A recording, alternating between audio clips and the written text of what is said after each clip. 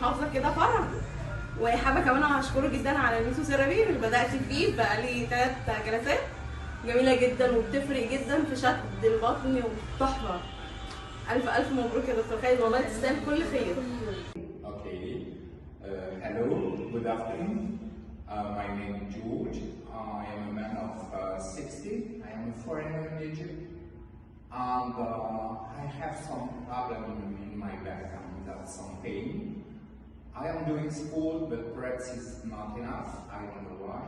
And I discovered the doctor and the clinic.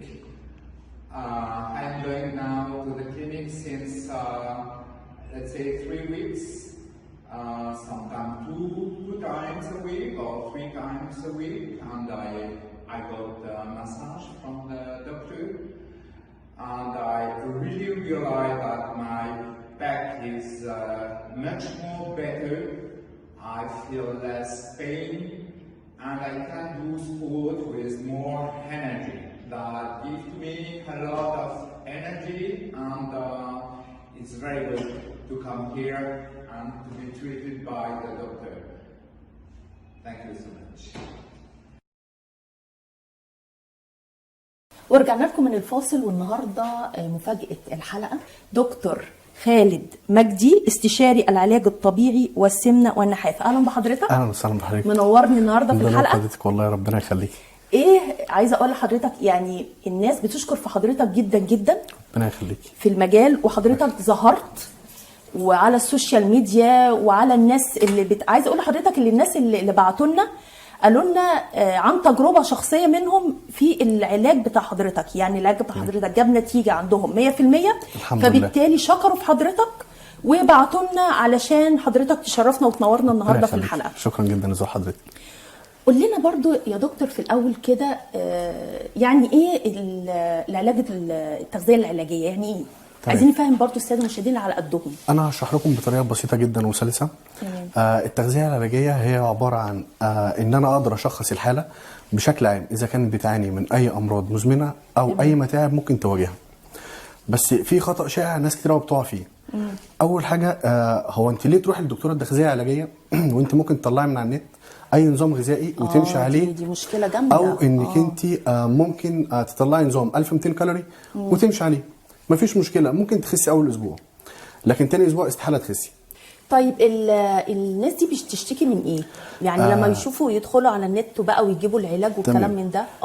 معظم الناس ديت هتلاقيهم بيشتكوا من الارهاق، التعب، الخمول، الكسل، معدتهم منتفخه. مظبوط. كل دوت لان هم مش متبعين حميه غذائيه مناسبه، لان هم مش فاهمين جسمهم عايز ايه او هو محتاج ايه. بيختاروا اي حاجه كده وممكن تيجي عادي مع الناس وحد يخس، بس تاني اسبوع استحاله يخس. بس تمام. اي حد بيمشي على الانظمه ديت هو بيرجع بيشتكي من الاعراض دي كلها، ان هو بيفضل على طول كسلان، عنده خمول، تعبان. النظام الغذائي ما بينطبقش عليه، ما ينفعش. لان جسمه هو محتاج ايه. فبالتالي بيديله تغذيه غير سليمه وغير صحيحه. تمام. فلازم يروح لدكتور علشان كل واحد طبيعه جسمه غير التاني. في مثل بيقول المعده بيت الداء والحميه راس الدواء. احنا لو استخدمنا الحميه للدواء لاجسامنا هنبتدي نتخلص بنسبه 80% من الامراض المزمنه والاعراض السلبيه اللي بنحس بيها. جميل جميل. تمام. فهنا لازم تتغذى اكل كويس وسليم وصحي بالنسبه لحضرتك.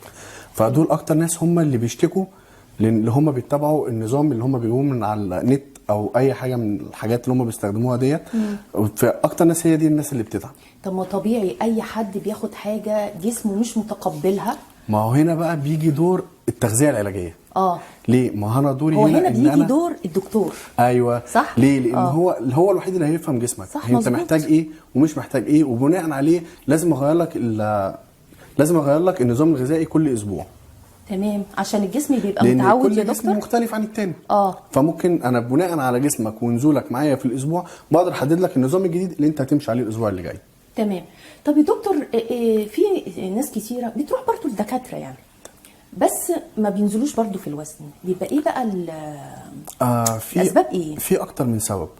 اول حاجه الاشخاص اللي بيعانوا من التوتر والقلق والعصبيه والاسترس. دول اكتر ناس هرمون الكورتيزول عندهم بيرتفع، فبناء عليه النزول عندهم بيبقى قليل جدا، نسبه الحرق عندهم تبقى قليله. قليله. طبعا. والناس اللي بتلغي الوجبات.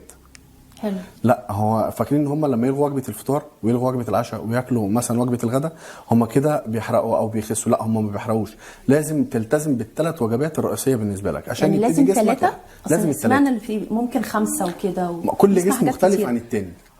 لكن انت لازم تلتزم بالثلاث وجبات الرئيسيه عشان جسمك يبتدي يحرق. جميل.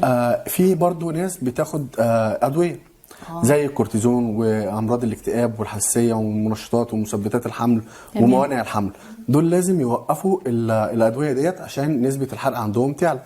تمام. والناس اللي بتعاني من الكسور في الغده الدرقيه دول لازم يلتزموا بالعلاج يا جماعه، اي كويس حد جدا. عنده مرض لازم ما المرض يتعالج يمشيش الاول. ورا السيرش ويجيب نظام غذائي ويتبعه، هتنتهي بحاجه هو طالما في مرض لازم نعالجه عشان لازم. نبتدي. في مرض يبقى نعالجه عشان نحل. صح. عشان يبتدي جسمنا يحرق وينزل. مظبوط. نقص فيتامين د برضو مشكله، ده لازم تاخد له دواء او ممكن ندخل له غذاء. سمك، سلمون، سردين، تونه، بيض، لبن. كل الحاجات ديت كويسه ليه. الناس اللي عندها اضطرابات في النوم اللي هم بيناموا اقل من 6 ل 7 ساعات، تمام. دول على طول نسبه الحرق عندهم بتقل، فلازم يناموا 8 ساعات او 7 ساعات على الاقل. ما ينفعش يناموا اقل من كده. جميل. يعني النوم شرط والراحه شرط طبعاً. برضو طبعاً. بيزود الحرق. وعدم ممارسه الرياضه. لان في معظم السيدات لما تيجي تقول لا هي دي بقى تكلمها. المشكلة ايوه، بقى يا دكتور ما هي بقى. معظم السيدات لما تيجي تقول لا انا بعمل رياضه في البيت، لا رياضه البيت ديت مش هينفع. يعني على الاقل لازم تمشي في اليوم من نص ساعه لساعه تمام. يوميا. بس دي بقى بتعجز ناس كتير قوي اللي هي تعمل دايت. ما هي بقى لازم طالما دي بتعجز ناس كتير قوي يبقى هم ممكن يستبدلوها بشرب الميه. لازم تشرب ميه شوفوا بقى. بكميه كافيه. ايوه، يشربوا ميه كتيره بكميه كافيه. هل ده تغنيهم عن الرياضه؟ مش قوي، بس في ميزه جايه. بنسبه كام كده يا دكتور نقول؟ 50 و50. تمام. اوكي. تمام. ده احسن ما بتعملوش رياضه خالص. ما في ناس فعلا ما بتعملش رياضه خالص. ما هي دي بقى ميزه الجلسات اللي هي الموضعيه. الناس اللي ما بتدخلش كميه كافيه من البروتين والالياف في جسمها دول برضو مش هيحرقوا. يعني في ناس تقول لك انا لما اقلل البروتين انا هخس. لا بالعكس، انت ضعف البروتين هو بيحرق معاك اكتر. ضعف البروتين. ضعف البروتين. وانا اسمع ان النشويات بيشيلوا النشويات خالص. ما هو مش صح ان انت تشيل نشويات خالص. لازم تبقى نسبه وتناسب. يعني البروتين مع النشويات مع نسبه فات صحيه بتدخل لك في الجسم. جميل. مع شرب الميه من 8 اكواب ل 12 كوبايه في اليوم على مدار اليوم. 8 ل 12 على مدار اليوم. شتاء صيف بقى. شتاء صيف. الصيف بيزيد مفيش مشكله. لكن في ناس تقول لك اشرب 2 و3 لتر. احنا بنسهلها شويه على الناس. لا، معاك شرب ميه من 8 ل 12 كوبايه. تمام. يوميا. عايزين بقى نعرف الميزوثيرابي ده ايه وبيعالج التخسيس ازاي؟ ايه حدوته بقى؟ الميزوثيرابي هو الاول هنقول هو بيتكون من ايه؟ هو بيتكون من ماده البي بي سي اللي هي الفسفودايكولين. تمام. ومستخلصات نباتيه وفيتامينات والال كارانتين. كل المواد ديت بتساعد على الحرق ونحت الجسم واذابه الدهون. جميل. دي بتبقى جلسات موضعيه على حسب المنطقه اللي احنا بنستهدفها. اذا كانت بطن، ظهر، رجل، دراع، زي ما احنا عايزين. لا مش غاليه قوي. مش غاليه. مش يعني غالية. حضرتك ترشحها ولا ترشح؟ طبعا. انا برشحها مع الجلسات. الاثنين مع بعض. الاثنين مع بعض. في اجسام تمام. ممكن نبتدي معاها بالجلسات الاول، وفي حاجات ممكن نبتدي معاها بالميزوثيرابي عادي. جميل. جميل. اهم حاجه انت عارف حضرتك، اي ست بتتفرج علينا او اي واحد يعني عايز يخس يقول لك ايه التكلفه المهم. انا نفسي اخس، الشعب كله عايز يخس. لا، عاملين تكلفه اقتصاديه مناسبه لجميع الناس، وعاملين عروض كمان بمناسبه الكريسماس. ولازم عروض طبعا عشان برنامج حياتنا. طبعا انا الاثنين ده اكيد طبعا. ده لازم استغل الفرصه يا جماعه طبعاً. واجيب لكم عروض من الدكتور لكل واحد عايز يخس. طبعا ارقام التليفونات ومكان العياده محطوط دلوقتي. اي حد عايز يخس، طبعا كلنا عايزين نخس يعني مش هنكذب يعني كده. نورني طبعا. هيدور الدكتور في العياده ويقول له برنامج حياتنا علشان ياخد العرض. طيب يا دكتور، عايزين بقى نشوف بقى موضوع الاجهزه الجديده بقى. الاجهزه ديت هي عامل اساسي مع النظام الغذائي، لان في ناس فاكره ان هي ممكن تعمل جلسات من غير نظام غذائي. النتيجه بيبقى في نتيجه، بس الافضل مع النظام الغذائي طبعا. الاجهزه ديت هي البديل الامن لعمليات التدخل الجراحي. جميل. يعني مثلا كويس. عندنا احسن بكتير. صور الاجهزه هتنزل هتبقى موجوده وفي حالات كمان هتتعرض. تمام. اوكي. اول حاجه نتكلم عليها الكرايوثيرابي. جميل. الكرايو ده بيعمل على تجميد تجميد الخلايا الدهنيه لدرجه حراره توصل 0.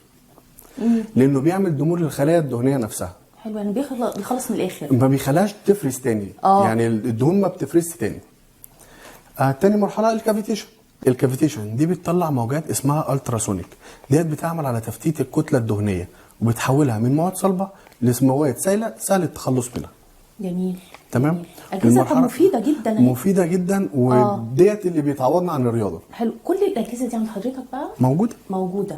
يعني اللي ده انا كده قلت لك مرحلتين بس، ده في مرحلتين تاني اللي هو الراديو فريكونسي والليزر البارد. الراديو فريكونسي بيعمل على تحفيز الخلايا الدهنيه وبيعمل على تنشيط الدوره الدمويه، وبالتالي بيؤدي الى شد المناطق المترهله. فده كويس جدا انه بيشد الترهلات. والمرحله الاخيره اللي هو الليزر البارد. الليزر البارد هو بيقوم بنحت وتجميل الجسم وازاله السلولايت في الجسم. جميل. يعني دلوقتي لو حد عايز يخس يجي لحضرتك العياده، حضرتك بتشوفه، بتقيمه، بقدر اشخص الحاله بتاعته اللي بعمل له انبادي، فبفهم جسمه كله عباره عن ايه او هو محتاج ايه وابتدي اشتغل معاه. في ناس ممكن تحتاج مجرد دايت عادي، في ناس بتحتاج دايت عادي، وفي ناس محتاجه الاجهزه. يعني اللي يدخل حضرتك عندك الاجهزه وعندك دايت عادي خالص مفيش منه. تمام. طيب في الناس اللي بتقلق فعلا من موضوع التخسيس، هم فعلا اللي عندهم امراض. ما احنا الامراض احنا بنعالجها. يعني قبل اي حاجه بعرف الحاله اللي قدامي اذا كانت هي مريضه عندها امراض مزمنه او ضغط او سكر او قلب، دول بيبقوا ليهم نظام معين ليهم هم. طيب تقول لي الناس لكن ايه بقى؟ ملوش اي سايد افكت على الجلسات خالص. ايوه، يعني ملهاش اي سايد افكت خالص. يعني الجلسات ملهاش اي ضرر عليهم خالص نهائي، وبتجيب نتائج هايله.